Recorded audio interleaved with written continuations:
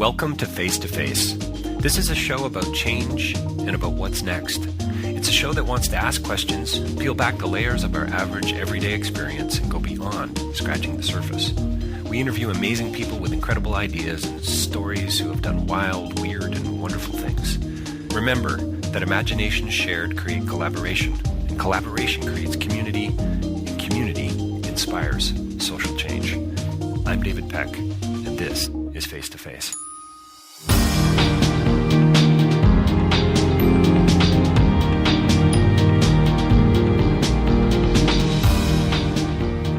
Matthew DiSero is a comedian and a magician and a dear friend of mine. We've known each other for many, many years. In fact, he was guest number 3. You're going to hear about that probably on the podcast. We talk about a lot of things today, but really what we're sort of having some fun with is his appearance that's coming up on the Penn and Teller show, and you're going to hear more about that and why TV is really just all about manipulation. And Matt's a little concerned that this interview was going to come across as a bit negative, but it's fun, it's insightful. It may sound a little negative, but the truth is, you know, as Matt would say, that is the reality of showbiz. And so we talk about showbiz. We talk about loving things and why, and loving what you do, not loving things, but loving what you do, and why Matt loves being on stage, everything about being on stage, and why he's got no ego left at all. He's been in show business long enough to know that that's probably the best place to land.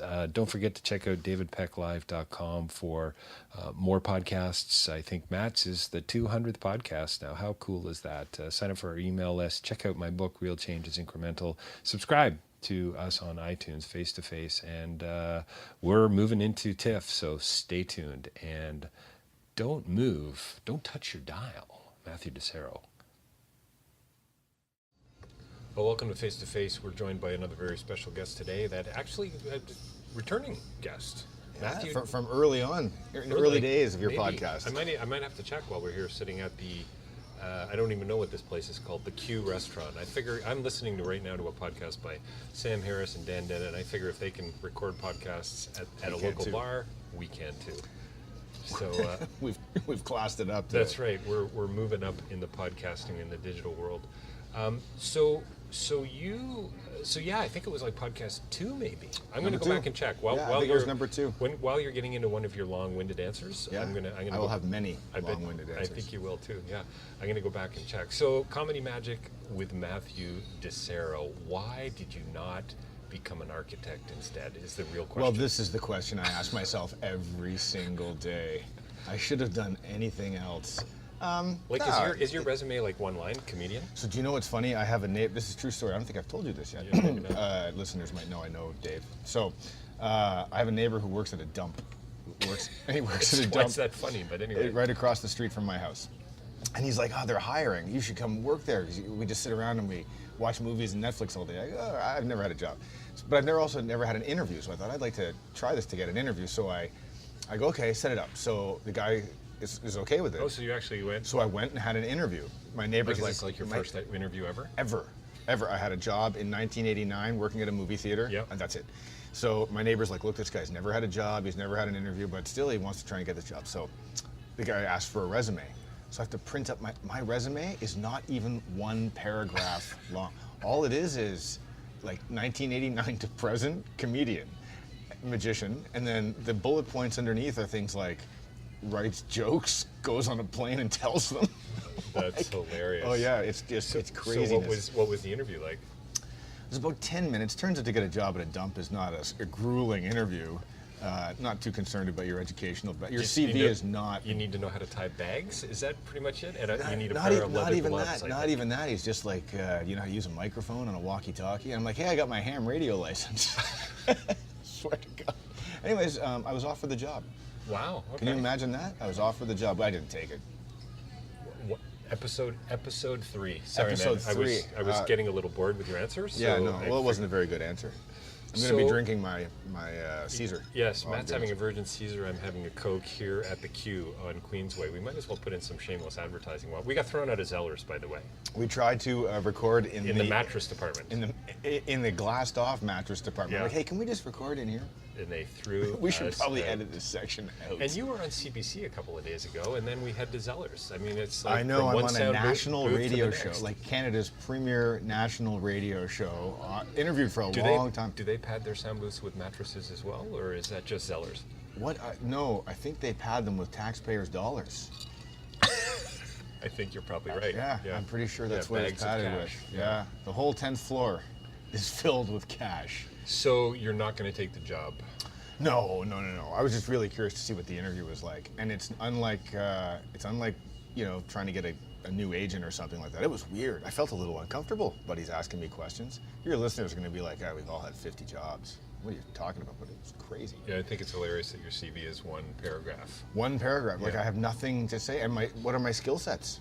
So comedy comes out of a desire never to work for real money, or was it? Oh no, there's real money in this. Yeah, there is. There is. Yeah, no. Never had a job, but I've had as close to a normal life as any act could possibly have in this country, right? House, car, kid. Yep. All that stuff. The missus doesn't work. So everybody should know that Matt and I go way back, Matthew and I go way back. We've known each other for a long time. Many of you know that I've been performing, doing magic, and so... He had a beautiful act. Yes, a coin act. We've worked similar stages. We've been nicknamed the whiniest people in show business. I mean, so we have some history here. It's probably going to come out in the podcast. But today we're going to talk about comedy. We're going to talk a little bit about magic, I suppose. But Matt and I had the, I guess, opportunity or pleasure, you could say, of traveling to Vegas together recently, and it's now been officially announced, I think. Yes, totally official. So Can say it. Matt was on the Penn and Teller show, filmed at the Rio in Las Vegas. In Vegas. It was my first time in Vegas, which was kind of weird for me to experience somebody never having been to Vegas before. Well, it's just strange. It's such a gong show from a spectacle. It's a two-day town. It's over the top. It's the world's biggest cruise ship that doesn't float. It's a cruise ship. It's like one massive buffet. Yeah. I mean, and even the buffet in our hotel was, we could have probably, sat about 1,500 in there? It was ridiculous. But that's the nature of Vegas. I love Vegas, but I only like it for a couple days. And then we were there for 4 days. To film basically a 7 minute spot. But there was a day where they shot an interview. There was a day where they shot B-roll, like background video for that interview. And then there was something else. And then there was the day of actually shooting the show. So it was nice, and you came down, and Glenn Ottaway was there. There was a bit of a Canadian contingent there, which was kind of neat. Yeah, we can't say the other acts, unfortunately, because they have not been announced. Can we say who they rhyme with? Les and Pessa. Les and Pessa were very nice to be there. Yes. Well, all we can say is that there was some real serious talent down there across the board, really. Some of the best magicians in the world were represented on that show. So I want to talk a little bit about backstage. I want to find out more about the process, because I think what's interesting, is that whole TV side of things, right? From going from a kind of live theater to a corporate crowd. And what people see on TV is nothing, even remotely, similar to what it's actually like. So overall, manipulation is the key to television. Interesting. Okay, so there's the soundbite from this interview. Yeah, that's the pull quote. So tell me about the whole experience. Good, would you say? So for your listeners who don't know, the show's called Fool Us, and magicians come from all over the world. And now affectionately referred to as FU in the. Yes, we will refer to it as I was FU'd. That's right. I was FU'd. So magicians from all over the world come to Las Vegas. They're flown in, and they perform in Penn and Teller's theater at the Rio Hotel, and you perform a magic trick for them, and you try to fool Penn and Teller in front of their live audience. So, honored to be on the show. It was nice to be asked, of course. There's very few Canadians on the show. And I sat in the audience. Dave sat in the audience, and Glenn Ottaway sat in the audience. And you know what was funny? Dave said to me, as soon as I walked off stage, you said, I was nervous for you. And I'm like, funny, because you're not up there in the back waiting to go on. Nothing to be nervous. You just got to sit and watch. I just got to sit and watch. No, I know. It's unlike, I've done lots of television shows and radio shows with myself and with other people. And you know what's interesting about this that's totally different is you're not allowed to hang out with the other acts. You're segregated from everyody. So. And does that have something to do with the secrets, with the magic? They say it has to do with. Like if I watch somebody, I have the potential, or if I interact with them, another act, I can potentially talk to them about how Penn and Teller work out things, or they figure, it's like there's a contest element to the show, right? Even though it's not really. They say there's a what? There's a contest element. Oh, I see what you mean. Right. So and what is the prize? It's a trophy. It says "FU." Really? Swear to God, yeah. It comes down from the ceiling if you fool them. And some frutella. And yeah, like literally, that's about it. And then you're escorted out of the building. Oh, I thought there was money and a spot on the show or something. I think you get a chance to go back and perform for Penn and Teller if you can afford the airfare to get yourself down there, kind of thing. You know? Otherwise, you're on your own. But overall, good experience, would you say, or something cripplingly stressful? Wow. And again, been on lots of television before, but nothing quite like this. Matter of fact, I don't know if I ever told you this. Right before I went on stage, I was thinking, because it was nice to have Glenn Ottaway and Dave Peck in the audience. And you know that scene in Lord of the Rings at the Battle of Helm's Deep, when Legolas looks over at Aragorn and he goes, "Your friends are with you, Aragorn," right? So I was like, "Yeah, my friends are with me." And then I look out, I'm standing there behind the camera waiting to go out, and I'm like, they aren't even here. No one's helping me. This is garbage. Wow. Yeah, and then you're like, and do you think it was it purely? I'm not afraid of being on TV. Right. No, but was it stage fright? Do you think? Was it? No. Well, I've grown up. Honestly, Glenn Ottaway made it way more stressful. I was so thrilled that Glenn came down, but Glenn is a magician from Toronto who not everybody probably knows. But I watched him since I was a kid, and I've been friends with him for a long time, and you know, taught me a lot of things about how to perform. And so having him in the audience, I'm like, I don't really care if I let myself down or even the TV audience, but boy, if I suck and Glenn sees me die, that's awful.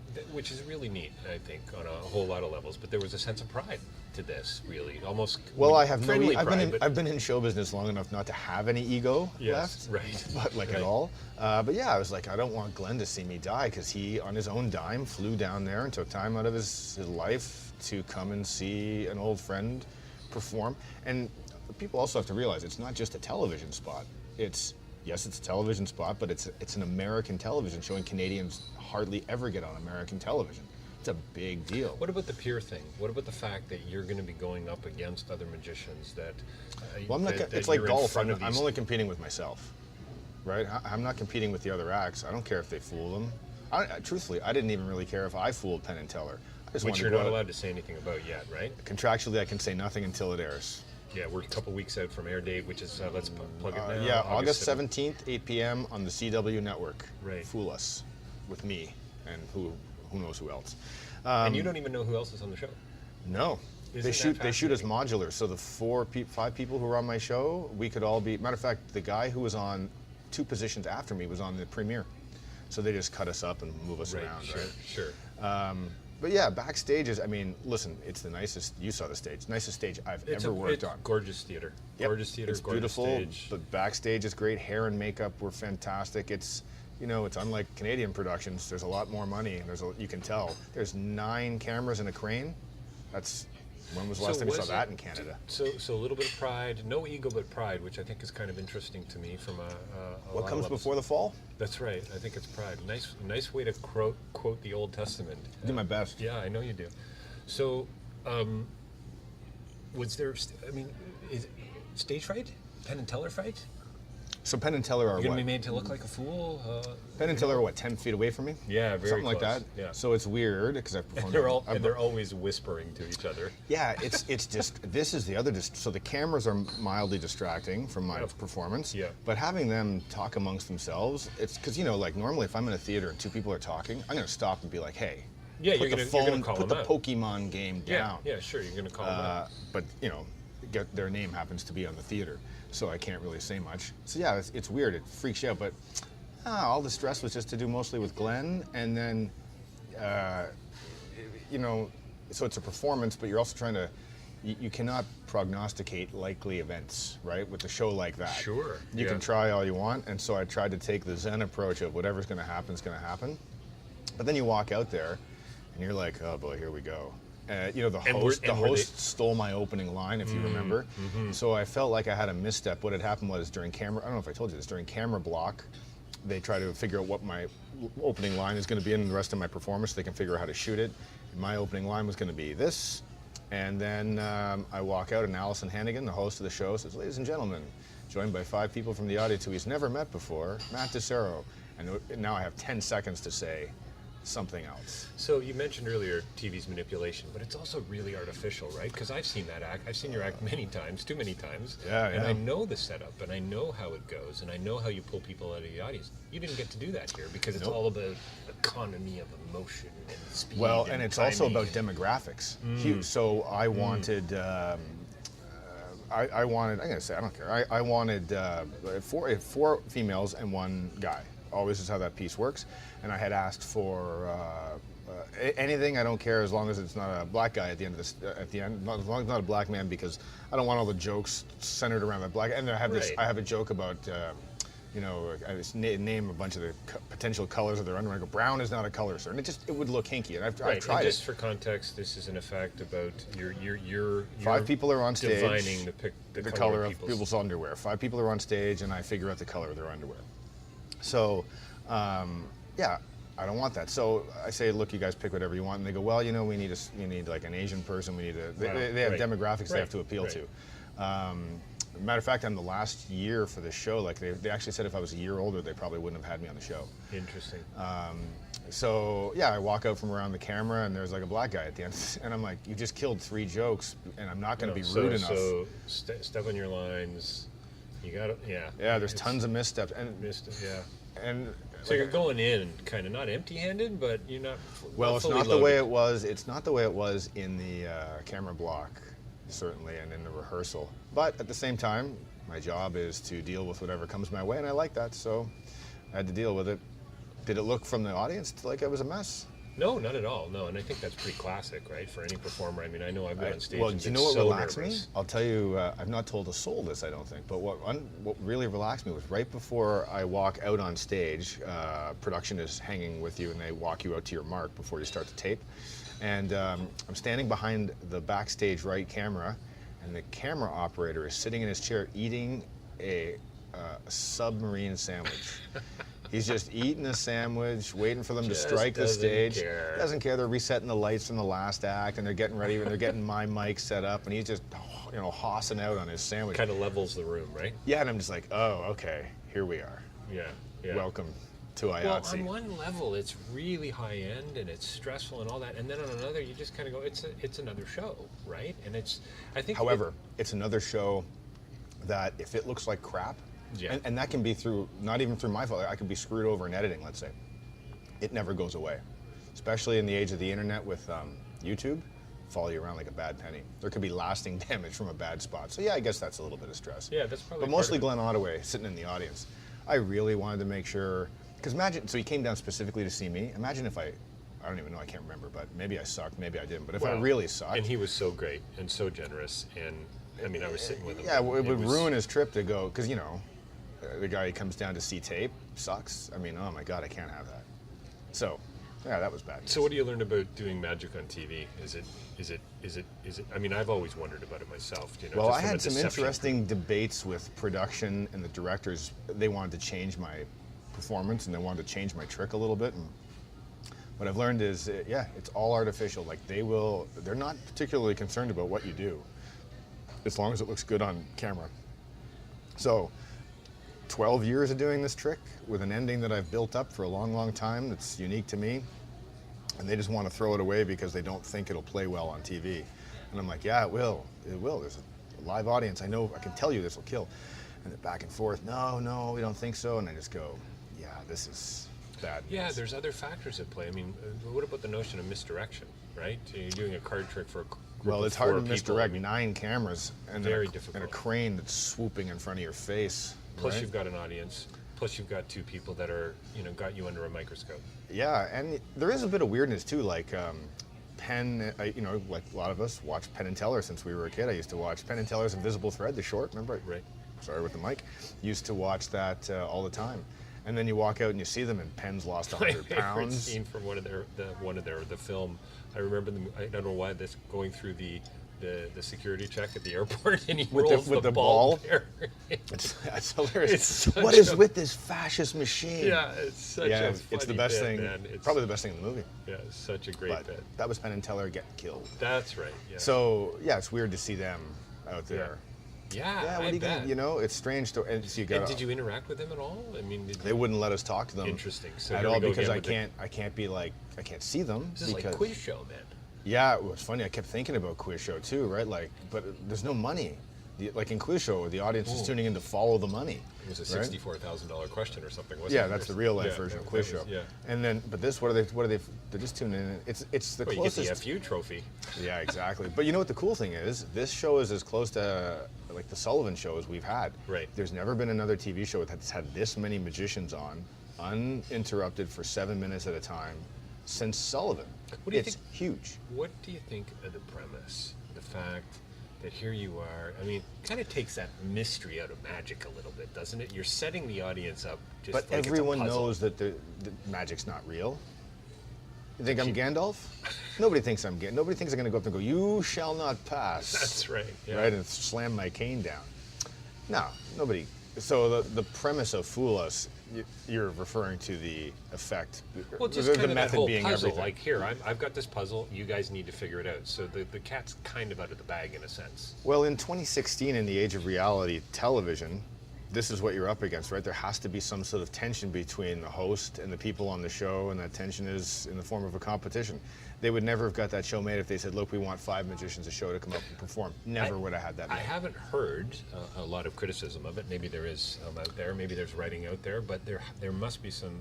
There's a group of magicians who think that the notion of setting you up To sort fail. of to fail, or to say, "Ha, I got you," is the wrong way to position. But from the minute the producers said I would be on that show, when they finally booked me, I was like, yeah, I don't care about fooling them. Right.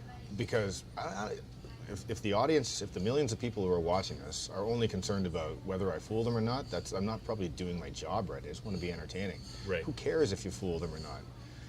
You're on a national television show and you get to perform for 7 minutes. And people don't see this kind of stuff ever anymore. It's not like America's Got Talent. America's Got Talent, you only get 90 seconds. Right. This is 7 minutes. People get to see people's fully developed routines and pieces from their act. It doesn't happen anymore. That is what makes it special. Is there a sense? Is that sort of why you lean more towards the comedy than the magic? Would you say that you just want, you just mentioned I don't really care about it. I just want to be entertaining. Oh, I mean, well, I lean more to the comedy than the magic because it's more sellable in this And just country. because you weren't that talented, frankly, No, wasn't it? Really? Absolutely no talent. It's amazing how far I've got on very little talent. Yeah, I think, I mean, it's not that I didn't care about fooling Penn and Teller. The audience at home will be fooled by what I did. There's no way they're going to know how I did that thing, because I know that from 12 years of doing it. Nobody ever figures it out. So, yeah, I'm confident the method will fool them unless they zoom in on certain things. But on a certain level, you don't care about that anyway, right? You want them really to I want them to be laugh and entertained, be to laugh, entertained. to Yeah, enjoy that 7 minutes with that DiSero kind of thing. Yeah. What's your tagline? Take the boredom out of the boardroom. Take the boredom out of the boardroom.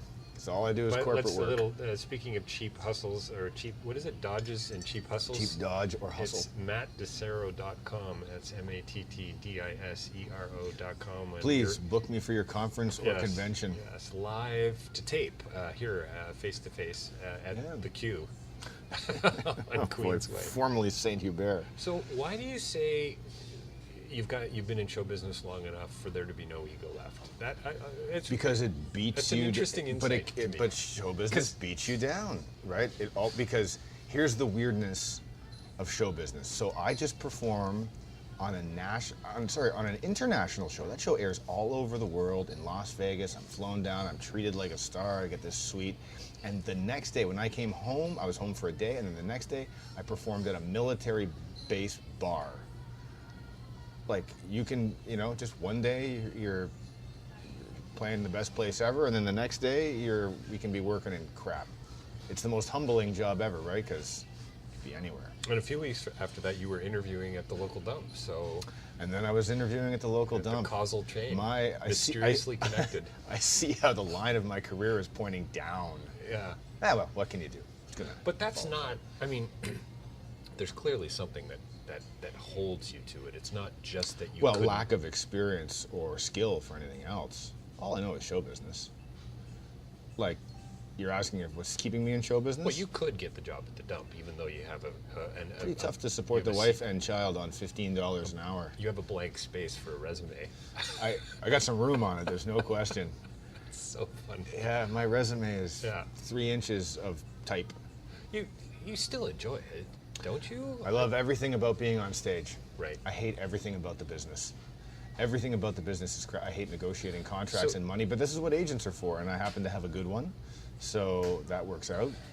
So to be a successful act, do you have to do a little bit of everything, basically? I disagree with that. Like the people who go, oh, you got to do birthday parties, you got to do libraries, you got to do adult shows, blah blah blah.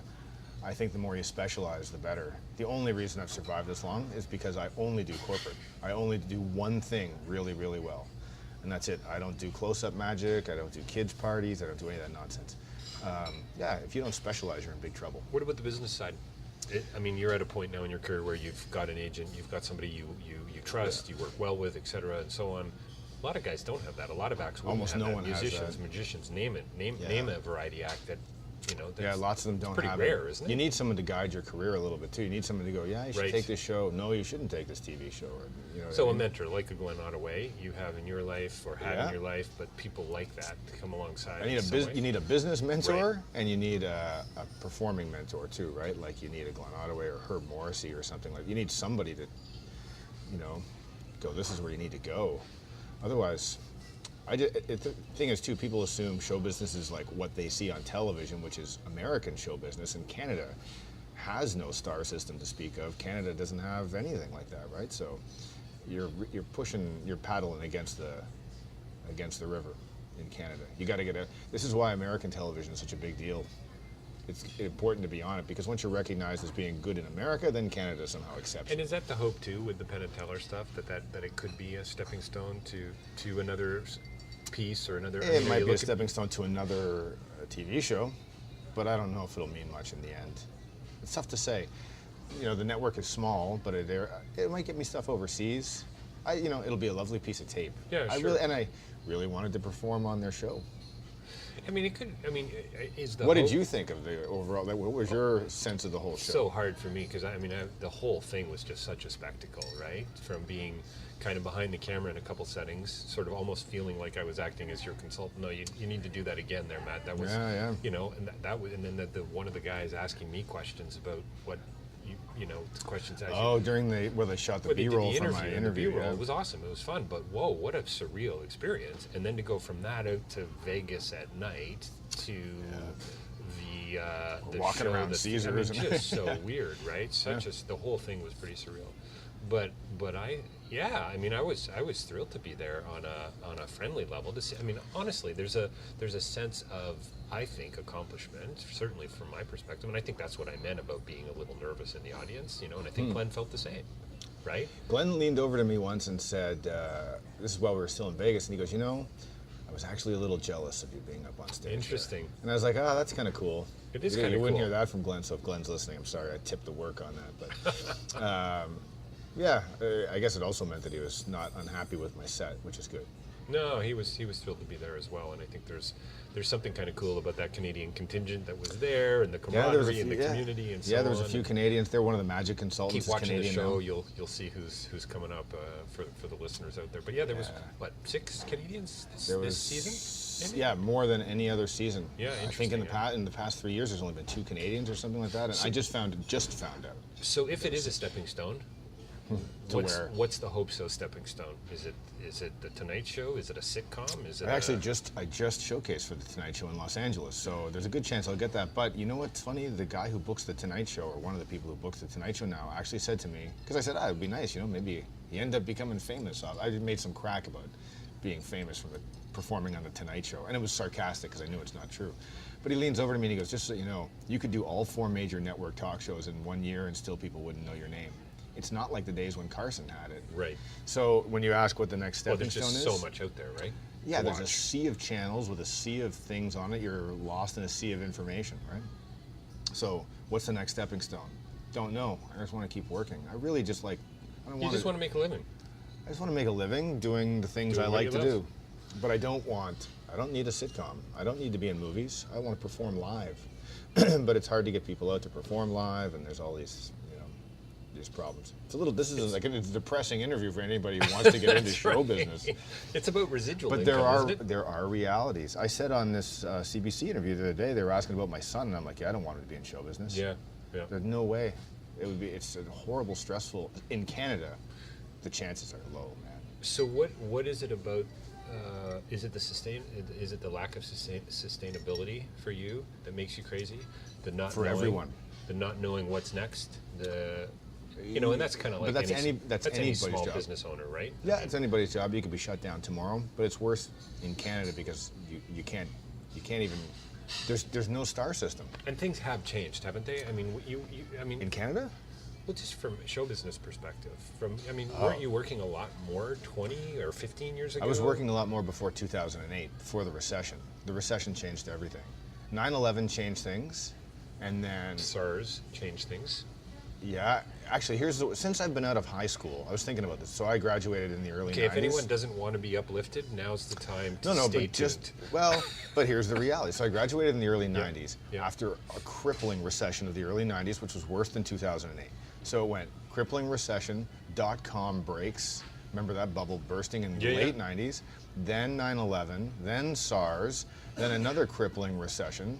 Like, it hasn't exactly, the tone of the economy hasn't exactly built, right? So, yeah, it's difficult to go, I know what's going to happen next. Economists don't know what's going to happen next. So the nature of my work is all corporate. Companies don't know what the heck's going to happen, right? So how can I possibly prepare? What about, we'll wrap it up here in a few minutes. We should probably re-record this. Live at the Q. Talk about the future of your own, your hope-so future in comedy, but what about comedy as general? I mean, is the future more the Jerry Seinfeld approach of releasing something on the web? I read an article recently in the Hollywood Reporter that talked about how Amazon Prime and Netflix is just changing everything from a Hollywood perspective because the studios are just not throwing the money at things like they used to. And they don't need to throw the money anymore. You can make it yourself, but you still have. So everyone always parrots the same thing, right? Louis C.K. makes his own DVD, sells it for $5 on his own website, and he generates $800,000 in sales. Wow. But you have to have a fan base. You've got to have that. It's like crowdfunding, right? You got to have the only way to get that fan base is to be on television with consistency. Same with Patton Oswalt. For all the stuff that people say about Patton, look, he was on a network sitcom that developed his fan base. It's hard now. Matt, how do you separate yourself? Everybody's got a podcast. Sorry. Yep. It's but true. They're all everybody has a podcast. How do you separate your podcast from everyone else's? How do you, and it's the internet. Every year I get older, there's somebody else coming up who understands the internet far more than I do. So the internet's changed everything. I don't know if it's necessarily for the better. I really don't. It's just still too early to Fran tell. Lebowitz says, Fran Lebowitz, the author, she always says the volume of the vox populi should not be turned up too loud. And it's kind of true, like, don't need to hear the voice of all of these acts. Like, for Carson, there was one guy who was like the gatekeeper, and he decided, at least there was somebody making decisions about who should be seen and who should not be seen. Right. Now it's everybody. Just reminded me of that Monty Python skit. This is your first lesson in how not to be seen. Yes. Do not stand up. But I heard a great thing on the radio the other day. You'll appreciate this. This guy goes, with regard to art, there's no point in trying to decide whether something's good or bad anymore because there's an audience for everything now, and it can be found. So to label something as good or bad art, completely useless. Because, if your thing is standing there with your finger in your butt while you paint, there's an audience for that. You know what I mean? Right. There's literally an audience for everything. So, that's a good point. Who said that?